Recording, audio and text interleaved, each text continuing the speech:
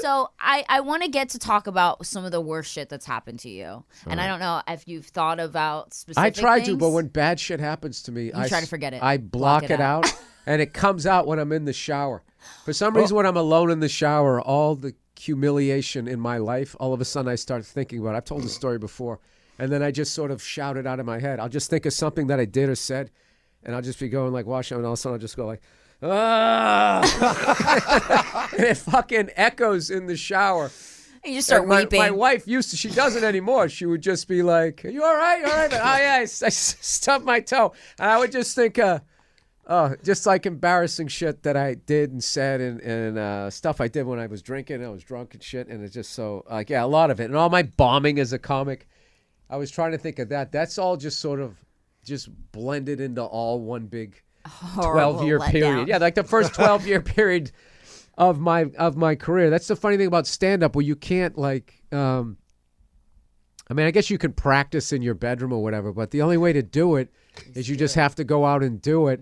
And you learn in real time in front of everybody, like, oh, I guess that sucked. Yeah. Oh, I guess, okay, I guess we got to move on from that. I guess that's offensive. I didn't know that. So it's like kind of like a whole process. So, and I know that now after almost like, close getting on 30 years of doing this, that I understand now. Like, I had one, all right, I'll tell you my worst show this year as far as like this reaction. Year? Yeah. Oh, Whoa. damn. All right. So I was back east. I was in New York. And New York, the whole vibe in New York is like totally changed. It's just like Manhattan was always expensive, but there was all these pockets of like, different like racial groups and economic status and all. Like when I moved there, like Alphabet City, don't fucking go there. That place is crazy. Bad. And Yeah, then, right. but like Upper East Side was all this opulence and wealth and all of that shit. And there was all this different stuff. Now it's just like all glass towers and people with money. It seems Everyone.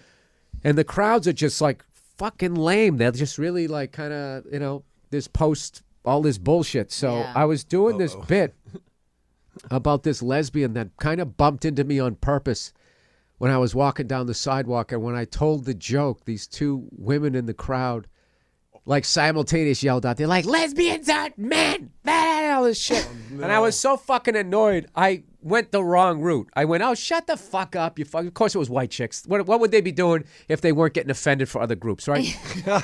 Not saying there's not any white lesbian chicks. I'm just saying, right? All this shit. So I just fucking got this big fuck you fight with them. And then like they leave, and then I'm pissed on stage, which is never good for telling jokes. Right. So then it ends, and of course, comedy club security is the worst. Like, they don't know how to kick somebody out. So I'm like, are they upstairs? They're like, no, they're gone. So I knew it. I put my hoodie up. I walk out. They go, you're good. Second I take it off, they're still there. Fuck you, you motherfucker. I had a fuck you fight on the street with all these people eating, watching. No way. Yeah. So then it took me about 3 days to stop feeling right about it. Like, I should have said that. I should have said this. It took about 3 days, and then I was kind of like, all right, I don't want to be doing that on stage. I don't want to be, okay, what am I trying to say? How did they hear it? And then I figured it out.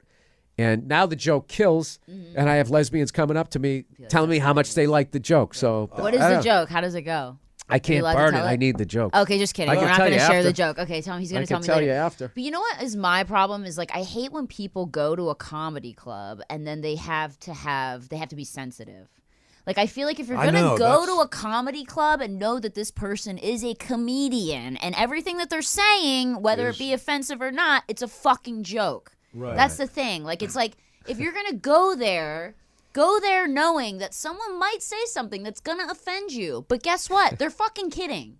Like that's Or the thing. it's like going to there's too many variables involved. metal Or there could be you fucking hate the crowd so much that you say something that you do mean. this is I'm sure you've been there where you're just like, you're like, these guys suck. Yeah, you got to. I imagine in a band, you guys just start making eye contact. Like, is it me? We're giving Have 100% you made eye here. contact? Yeah. Playing drums? Yeah, you look out there and you're like, and Someone's they're just just sitting like- there on their phone. You're like, why are you watching this through 4 inches of fucking telephone? Yeah, It's you're here. happening right before you. And the Like, what thing are is, you the guy doing? next to you is filming it. So just go look at his shit. Yeah. You can actually like Like, be here. Yeah, that's his biggest pet peeve. Well, they don't really allow filming in comedy clubs, right? They don't usually allow people to film on their phone. Yeah, but people still do. A big no. They still do, and then they edit around it, like the way CNN and Fox News they edit shit so the joke's not funny. Well, so you look like, and if they don't like you, then they're gonna edit it in a way to make you look like an asshole. Oh no. It's it's not as bad as everybody says. I mean, it doesn't happen that much, but I guess there's things now where you can have people put like their cell phones in the bags and stuff like that.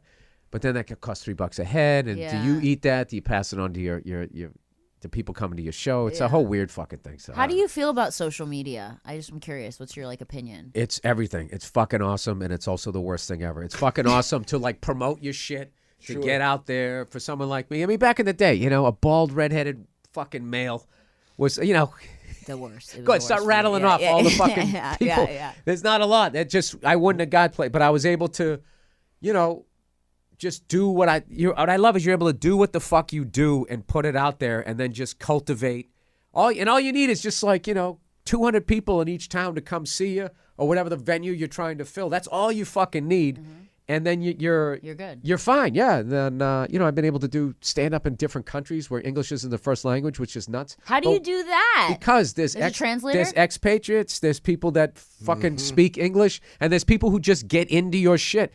It's like if I had to do it for the whole country, I would bomb. But if I just need to I just need to find 400 fucking people in that country that like what I do. And then I can come back and maybe next time play the 500-seater or whatever. Yeah. So that's kind of like what that is. They don't understand what you're saying. They're like, but I like his red hair. He's funny. Yeah.